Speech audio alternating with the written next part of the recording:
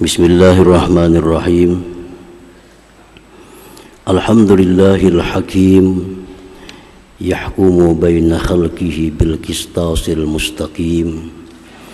Ashhadu an la ilaha illallah wahdahu la syarika lahur rahmanur rahim. Wa ashhadu anna sayyidana Muhammadan abduhu wa rasuluhul halimul karim. Allahumma salli wa sallim wa barik ala sayyidina wa maulana Muhammadin syifa'is saqim wa ala alihi wa sahbihi wa zurriyatihi wa man salaka manhajahul qawim, amma ba'du. Yang kita hormati, kita muliakan para habaib dan para alim ulama, para muhibbin hadirin hadirat rahimakumullah. Pertama-tama kita panjatkan puji syukur yang tidak terhingga kehadirat Allah Subhanahu wa ta'ala, yang mana dengan limpahan taufik dan hidayahnya jualah kita malam ini bisa berkumpul di Masjid Bustanul Muhibbin yang penuh dengan berkah dan rahmat ini. Salawat dan salam atas junjungan kita Nabi besar Muhammad sallallahu alaihi wasallam dan seluruh keluarga, para sahabat, zurriyat dan pengikut beliau ila yaumil qiyamah. Para muhibbin rahimakumullah, as-sabi wal arba'un min asma'illah al-husna al-hakim. Yang ke-47 dari Asmaul Husna, nama Allah Al-Hakim. Al-Hakim, Al-Hakim Dzul Hikmah, wal hikmatu ibaratun an kamalil ilmi wa ihsanil amal wal itqani fihi. Al-Hakim itu artinya adalah yang punya hikmah, yang mempunyai hikmah. Hikmah itu suatu ibarat dari kesempurnaan ilmu, kebagusan perbuatan, dan kekuatan pada perbuatan itu. Nah, itu hikmah. Hikmah itu adalah satu arti dari ilmu yang sempurna, perbuatan yang bagus. Nah, orang yang punya hikmah itu disebut hakim. Bahasa kitanya maha bijaksana. Nah, Al-Hakim maha bijaksana, itu arti bahasa Indonesianya.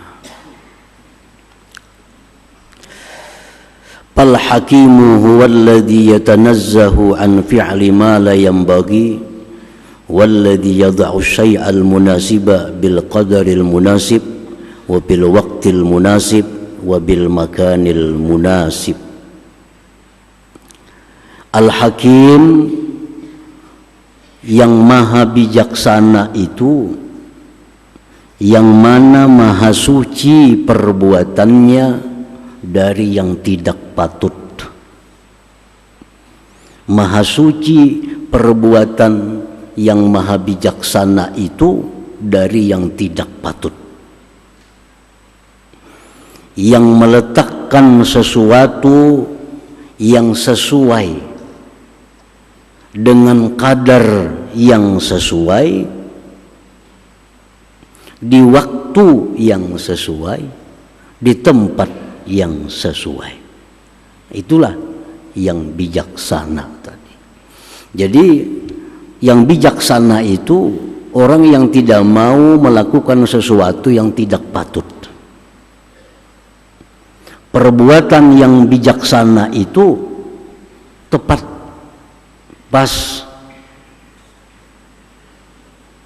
kadarnya pas, waktunya pas, tempatnya pun pas. Nah, sehingga disebut Al-Hakim, maha bijaksana. Wallahu ta'ala hakimun fi sun'ihi, hakimun fi hukmihi wa syari'atihi. Maka Allah Al-Hakim, bijaksana pada perbuatannya. Tidak ada satu perbuatan pun dari perbuatan Allah yang tidak sesuai, yang tidak pas. Karena ini perbuatan dari yang maha bijaksana. Hukumnya pun, syariatnya pun bijaksana. Allahu hakimun, Allah itu maha bijaksana, bisunaihi pada perbuatannya, wa khalqihi pada ciptaannya, wa hukmihi pada hukumnya, wa syariatihi dan syariatnya. Nah, itulah makna daripada Al-Hakim tadi. Dalam Al-Quran banyak disebut Al-Hakim, Al-Hakim ini. Antara lain Allah berfirman, narfa'u darajatim man nasha' inna rabbaka hakimun alim. Kami tinggikan derajat orang-orang yang kami kehendaki, bahwa Tuhan engkau itu hakim, maha bijaksana, alim, mengetahui. Manusia ada macam-macam kedudukan. Ada yang Allah tinggikan, narfa'u darajatim man nasha'. Ada yang jadi pimpinan, ada yang jadi wakil pimpinan, ada yang jadi sekretaris, ada yang jadi bendahara, ada jadi anggota. Nah, itu sebagian ditinggikan oleh Allah derajatnya dari sebagian. Kenapa demikian? Karena Allah itu hakim, bijaksana. Coba kalau jadi kepala semuaan, siapa yang dipimpin? Sekampungan jadi kepala desa, siapa rakyatnya? Nah, sekampungan jadi rakyat kada kepala desanya, kada teratur juga. Nah, oleh karena Allah itu hakim, maha bijaksana, ditinggikan derajat sebagian daripada yang sebagian lainnya. Nah, itu artinya hakim, yang bijaksana. Para muhibbin rahimakumullah, firman Allah lagi dalam surah yang lain, dzalikum hukmullah yahkumu bainakum wallahu alimun hakim. Yang demikian itu hukum Allah. Hukum Allah. Allah menghukumkan di antara manusia, dan Allah maha mengetahui, maha bijaksana. Ini dihalalkan, ini diharamkan, ini dibolehkan, ini kada boleh. Nah, ini binatang halal, ini binatang kada halal dimakan, tapi kada najis. Ini binatang najis, kada halal dimakan. Itu hukum Allah. Dan Allah menghukumkan itu sudah bijaksana. Bijaksana.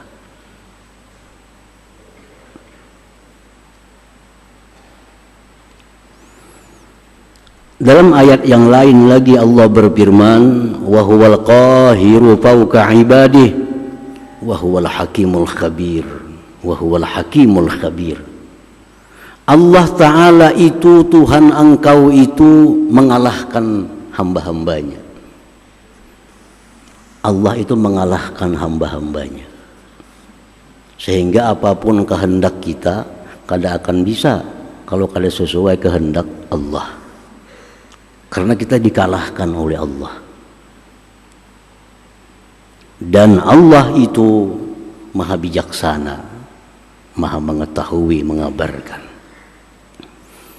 Nah, jadi ayat ini memberikan kesan kepada kita dua hal. Satu, Allah itu maha mengalahkan hambanya, sehingga tidak ada pun satu kehendak hamba yang terjadi kalau kada sesuai kehendaknya. Ini memberikan kesan kepada kita bahwa Allah itu sewinang-winang. Memberikan kesan kepada kita Allah itu semaunya. Karena Allah itu bila berkehendak apapun jadi. Kehendak hambanya kayak apa jua pun kehendak kada akan jadi bila kada cucuk kehendaknya. Nah, ini menimbulkan pemikiran kesannya Allah itu sewinang-winang. Lalu ayat ini disambung dengan Wahuwal Hakim, dia bijaksana. Dia bijaksana. Wahuwal Hakim, dia bijaksana. Walaupun Allah itu mengalahkan kita, tetapi Al-Hakim, dia bijaksana. Hukum Allah, tetapi hukum Allah itu bukan hukum semaunya Allah sehingga menimbulkan kesan hukum Allah itu keras, hukum Allah itu sedemikian rupa. Makanya Allah sambung ayat Wahuwal Hakim. Walaupun Allah membuat hukum, tapi hukum Allah itu hakim, bijaksana. Nah, para muhibbin rahimakumullah. Jadi dalam syariat Islam banyak sekali kita melihat bagaimana bijaksananya Allah dalam menghukumkan satu hukum, memberlakukan satu hukum kepada hamba-hambanya. Atau contoh daripada banyak contoh-contoh tentang bagaimana bijaksananya Allah. Di zaman Rasulullah SAW dekat masa dengan zaman jahiliyah. Kebiasaan orang jahiliyah Arab itu minum arak sama minum teh kita. Kebiasaan. Pagi minum arak, siang-siang minum arak. Nah, itu sudah jadi tradisi orang jahiliyah. Arak itu semacam minuman pokok mereka. Hampir tidak ada rumah-rumah penduduk Arab waktu itu yang kada punya tong dari arak. Semua ada bersimpanan arak. Nah, bagaimana Allah menghukumkan arak ini supaya manusia ini jangan lagi minum arak itu? Pertama, Allah menurunkan ayat Qul fihima ismun kabir wa manafi'u linnas.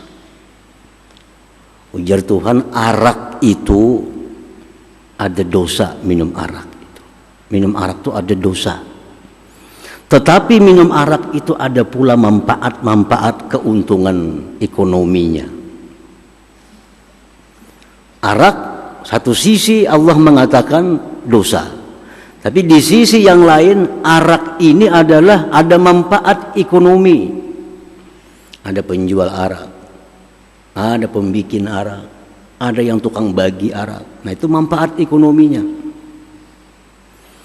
Nah, lalu oleh karena ayat ini turun, sahabat-sahabat Nabi ini ada yang masih mau minum arak, ada yang sudah kada mau lagi minum arak. Sahabat Nabi yang memandang bahwa arak itu ada dosa, kada mau minum lagi. Tapi sahabat lain yang memandang arak itu ada manfaat bagi manusia, dia masih mau minum arak. Dan Allah pun belum tegas melarang arak itu, cuma hanya menjelaskan. Nah, ini sahabat sudah ada yang minum, ada yang sudah berhenti minum karena ada ayat Tuhan yang demikian tadi. Nah, sehingga satu hari sahabat Nabi ini minum arak, lalu mabuk, sembahyang jadi imam di kampungnya, jadi imam membaca surah Qul ya ayyuhal kafirun a'budu ma ta'budun. Hai orang kafir, aku menyembah Tuhan yang kalian sembah. Tertinggal la-nya. Mestinya kan la a'budu, ini kada. Hai orang kafir, aku menyembah apa yang kalian sembah. Karena mabuk. Lalu Allah menurunkan ayat yang kedua, ya ayyuhalladzina amanu la taqrabus shalah wa antum sukara hatta ta'lamu ma taf'alun ma taqulun.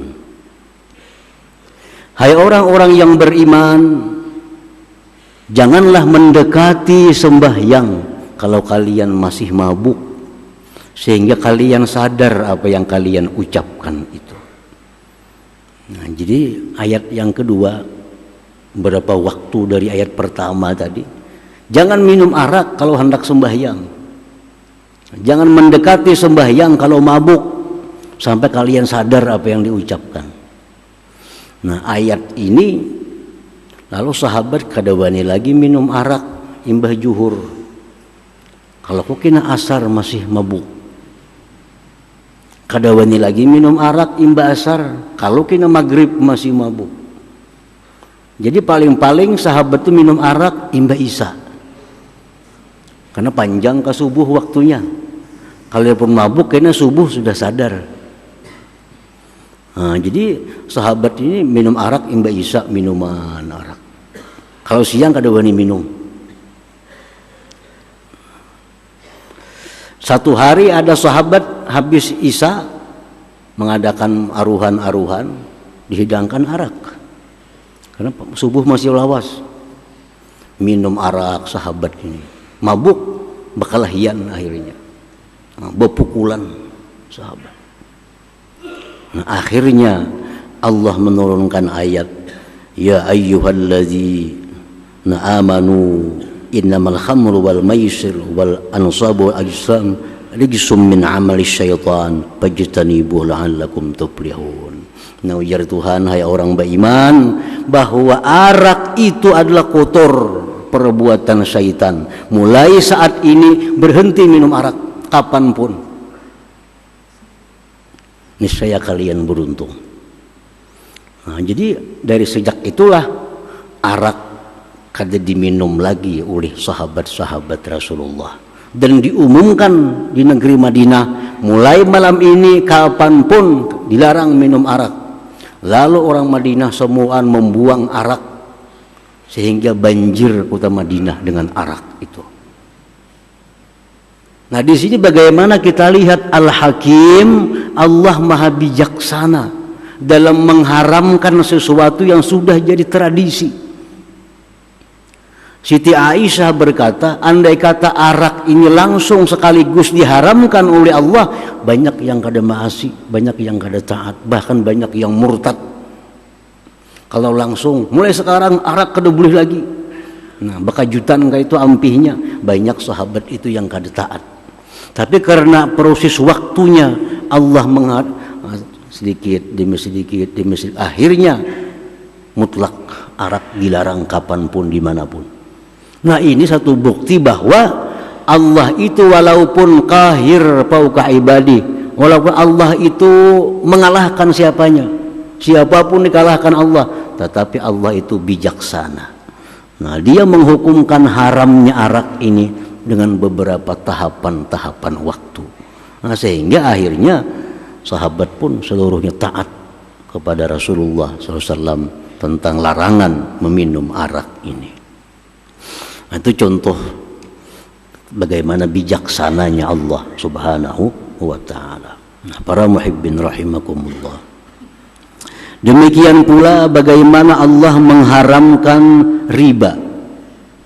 Nah, riba ini pun jadi tradisi di zaman jahiliyah sampai di zaman awal-awal Islam. Riba ini tradisi. Kada ada orang yang mau hutangi lillahi ta'ala itu kada mau. Zaman jahiliyah itu kada ada orang mau berhutang 1.000 bayar 1.000 itu kada ada. Berhutang 1.000 bayar kena tahun 2.000. Berhutang 1 juta bayar kena tahun 2 juta. Itu sudah biasa di zaman jahiliyah. Kada ada nang ikhlas berhutang 1 juta bayar 1 juta, kada ada. Berhutang gandum 2 balik kena bayar 2 balik setengah. Jadi riba ini di zaman itu menjadi tradisi dalam usaha mereka. Allah menurunkan ayat yang pertama tentang riba. Allah menurunkan ayat tentang riba ini, wa ma ataitum mir riba liyarbuwa fi amwalin nas fala yarbu indallah. Artinya sesuatu yang kamu lakukan daripada riba agar untung, agar tambah banyak, sebenarnya kada tambah banyak di sisi Allah.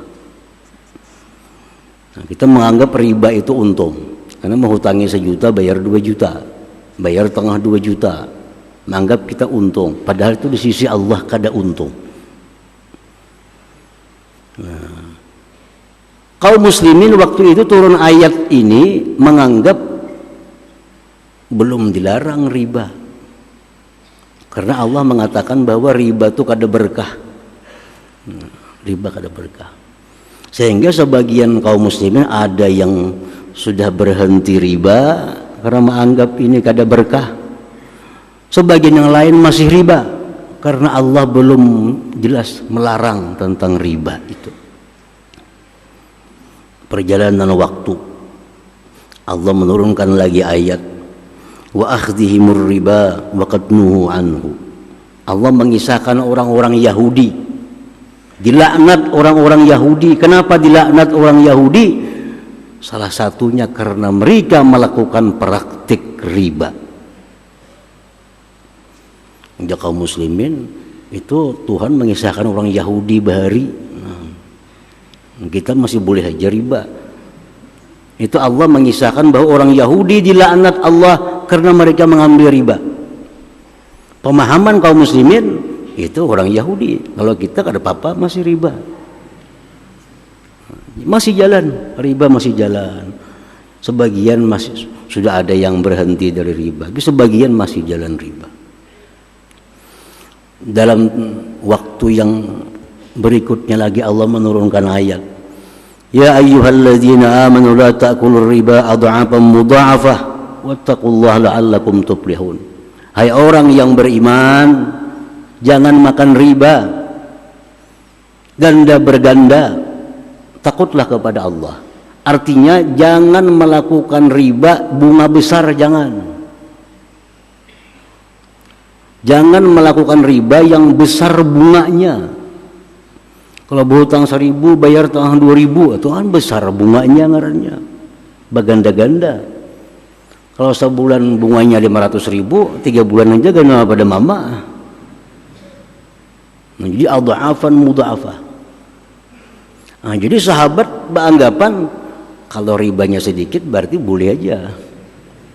Yang dilarang Tuhan tuh riba yang gana-gana bunganya. Ya, kalau kita berhutang misalnya 10.000, bunganya 1%, itu masih halus, boleh aja. Karena yang dilarang Tuhan ini adha'afan mudha'afah, yang berganda-ganda bunganya. Nah, berjalan waktu kemudian turun ayat, ya ayyuhalladzina amanu taqullaha wa zaru ma baqiya minar riba in kuntum mu'minin. Hai orang beriman, takwalah kepada Allah, tinggalkan riba sekecil apapun, jikalau kalian beriman kepada Allah. Nah, sejak inilah riba itu sekecil apapun bunganya dilarang oleh Allah Subhanahu wa taala. Wa zaru ma baqiya minar riba. Nah, jadi pengharaman riba secara mutlak ini memakan waktu yang panjang dari Allah. Karena Allah Maha bijaksana, kalau riba langsung dilarang, banyak nangkalang kabut karena sudah jadi kebiasaan perlakuan riba dalam usaha mereka. Nah, ini contoh lagi bagaimana bijaksananya Allah dalam menerapkan satu hukum kepada kaum muslimin. Nah, para muhibbin rahimakumullah. Nah, banyak contoh-contoh lain lagi yang menunjukkan bahwa Allah itu maha bijaksana, baik perbuatannya ataupun hukum syariatnya.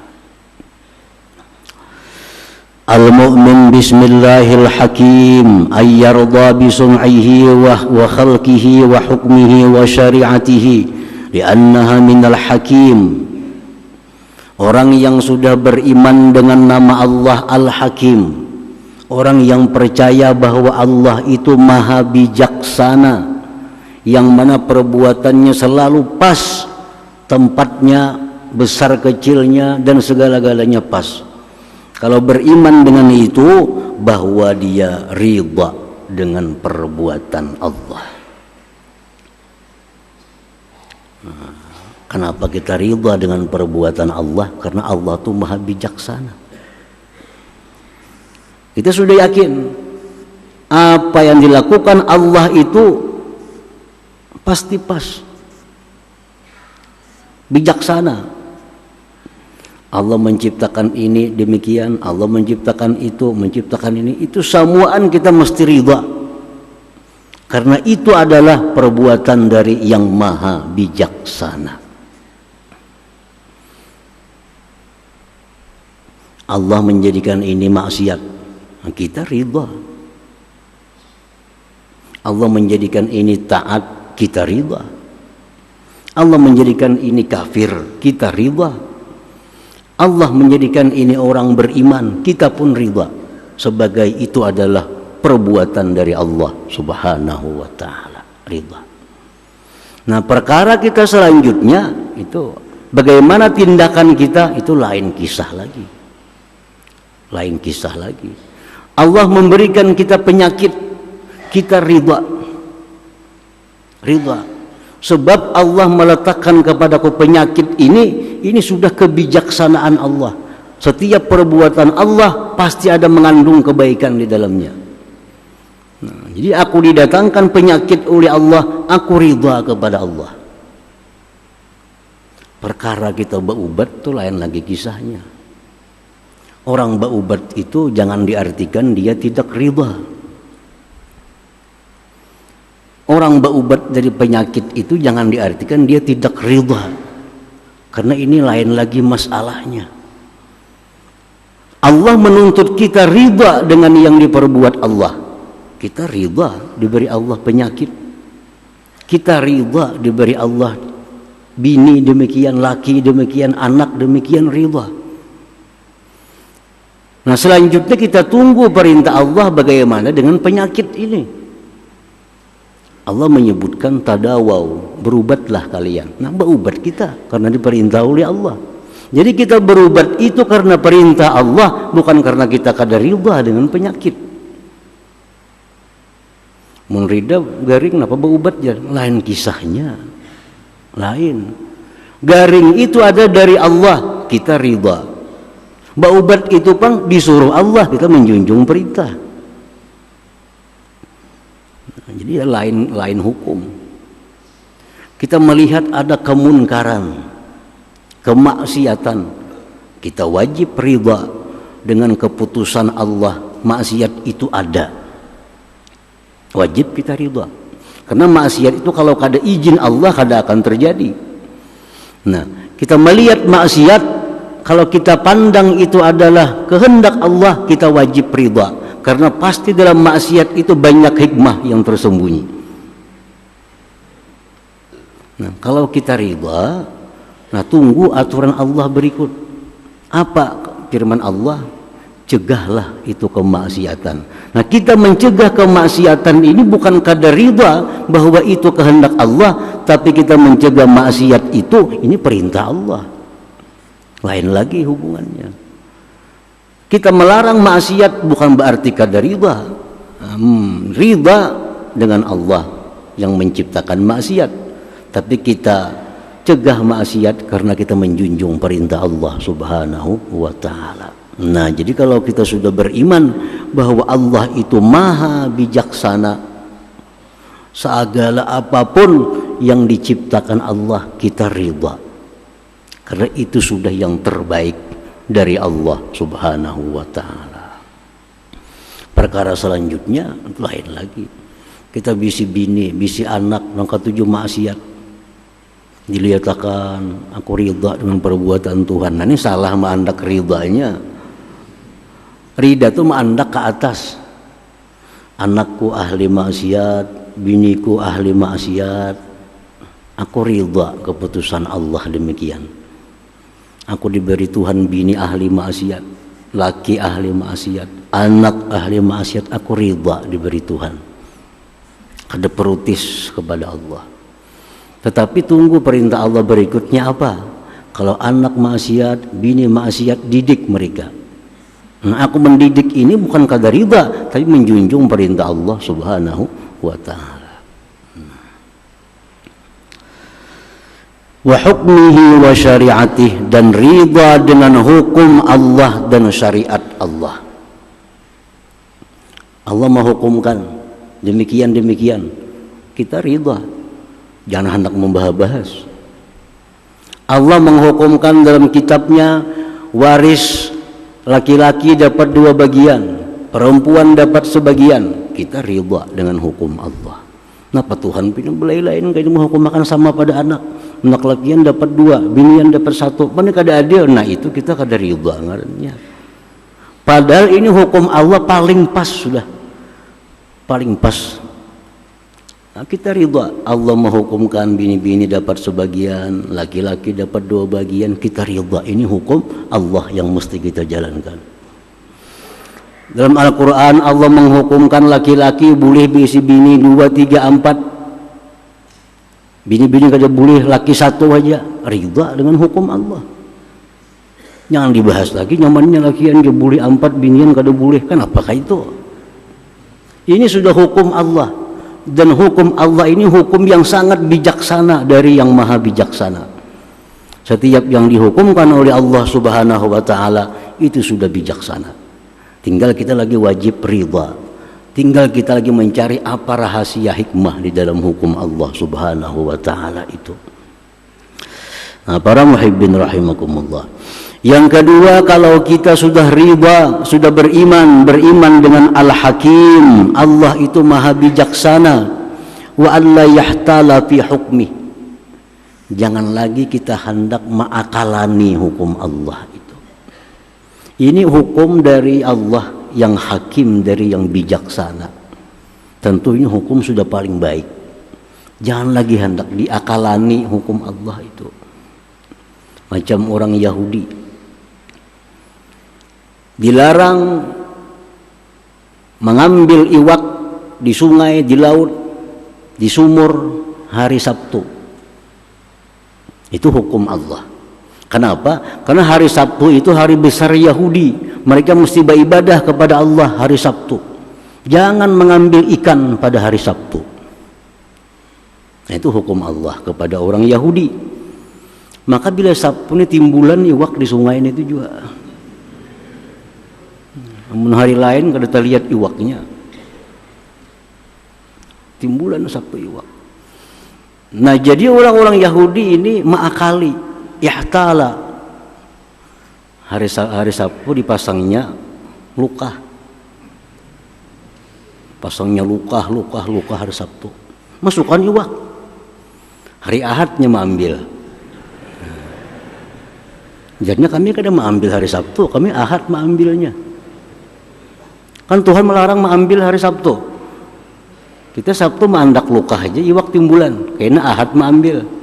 Nah ini ngarannya yahtala. Padahal hukum Allah sudah bijaksana, jangan dibijaksanai lagi. Akhirnya apa? Yahudi dilaknat oleh Allah, dikutuk oleh Allah Subhanahu wa taala karena perbuatan mereka demikian itu. Jangan lagi hendak mengakalani hukum Allah. Rasulullah bersabda dalam hadis yang sahih, la'anallahul muhallil wal muhallalalahu. Allah melaknat laki-laki yang melakukan zina buta dan melaknat laki-laki yang menyuruh melakukan zina buta itu.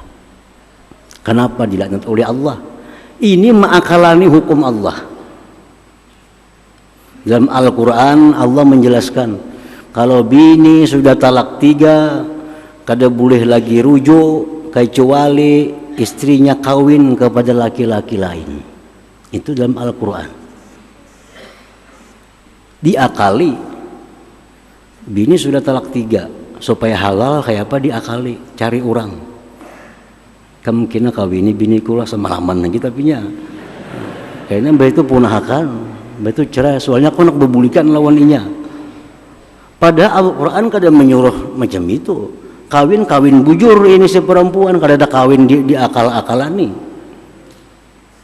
Nah, lalu Cina buta, kawin biniku semalaman. Ini kam diupah. Habis itu ceraikan. Nah, terjadilah kawin semalaman, diceraikan, habis iddah, bebulik lawan laki asal. Nah ini la'anallah, Allah melaknat ini. Kenapa? Karena semacam ma'akalani Allah Ta'ala. Padahal hukum pun sudah bijaksana dari Allah. Jangan lagi dibijaksanai, jangan lagi diakal-akalani. Nah, Allah melarang riba. Kalau berhutang 1.000, bayar 1.000. Jangan berlebih-lebih. Berlebih riba. Berhutang 1.000.000, bayar 1.000.000, jangan berlebih-lebih. Bila berlebih riba. Diakalani. Kayak apa supaya berlebih? Lain riba ngarannya. Nah, macam-macam caranya. Ada yang cara nazar. Aku mau hutangi ikam 1.000.000, tapi ikam bernazar. Bila ikam kita bayar, tahun 2 juta bayarnya. Ya benar, sama aja juga artinya. Disuruh orang bernazar. Nah, jadi kita sampai sebulan, nah dia membayar hutang 1.000.000. Sisanya nazar semalam nih. Nazar. Nah ini yang artinya ihtala, mengakali hukum Allah. Padahal hukum Allah yang sudah bijaksana ini jangan lagi diakal-akalani. Allah melaknat yang demikian itu. Nah jadi buah iman kita kepada nama Allah Al-Hakim. Allah itu maha bijaksana, hukumnya bijaksana, syariatnya bijaksana, perbuatannya bijaksana. Kita wajib beriman dengan demikian. Dan wajib kita ridha dengan segala apa yang diperbuat oleh Allah dan yang dihukumkan oleh Allah Subhanahu wa Ta'ala. Nah selanjutnya nama Allah yang ke-48 insyaallah ta'ala. Hadratin Nabi sallallahu alaihi wasallam. Al-Fatihah. Alhamdulillah rabbil alamin.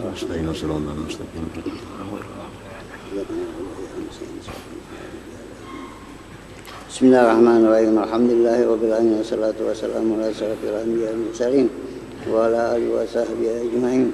Allahumma ighfir lana dzunubana wa li walidina warhamhum kama rabbayana shaghira wa li jami'il muslimin wal muslimat wal mu'minin la ilaha illa minhum wa amwat. Allahumma nusraku afiyah mu'afata daimah fi dini wa dunya wal akhirah. Allahumma salli ala sayyidina Muhammadin salatan tunina bi amdillah wal afat.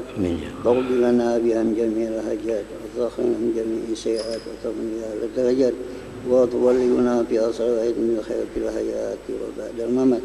Allahumma rabbana hab lana min azwajina wa dhurriyyatina qurrata a'yun waj'alna lil muttaqina imama.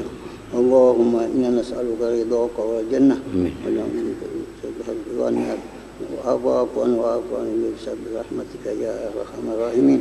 ربنا تقبل منا إنك تسمع وتب علينا إنك أنت التواب الرحيم.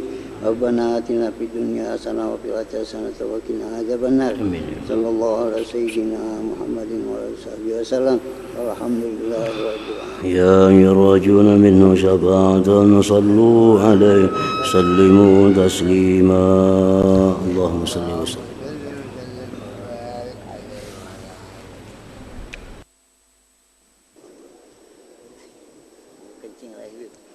Mau kencing lagi? Dingin.